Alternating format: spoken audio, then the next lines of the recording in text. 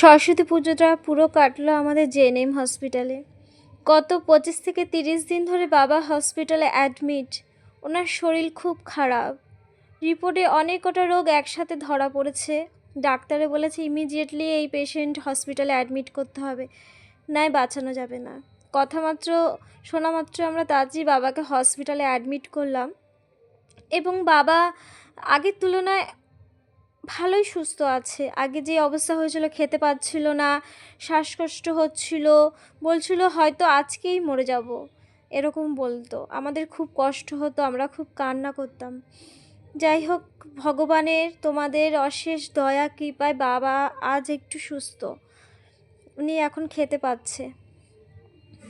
তাই এত কষ্টের মধ্যে ব্লগ দিতে পারছিলাম না। আর হয়তো তোমরা আমার ব্লগ পছন্দও করো না, তাই কেউ লাইকও করো না, সাবস্ক্রাইবও করো না।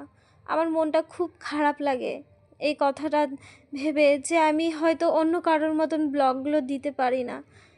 আর ভালোবাসা পাওয়া কি অত সোজা বলো? এই আশায় রইলাম কোনো না কোনো একদিন তোমরা আমাকে ঠিক পছন্দ করবে, আমার ব্লগও পছন্দ করবে। তাই সেই আশায় থাকলাম। আমি চাইবো তোমরা খুব ভালো থেকো, আর তোমরা আমার বাবার জন্য প্রার্থনা করো, উনি যেন আরও সুস্থ হয়ে ওঠে খুব তাড়াতাড়ি। তো সব কিছু সেরে আমরা বাড়িতে যাওয়ার জন্য রওনা হলাম। আর এদিকে নার্স চলে এসেছে বাবাকে একটু চেক আপ করতে।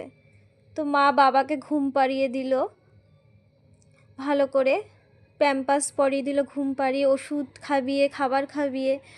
আর আমরা বাড়ির দিকে রওনা দিলাম।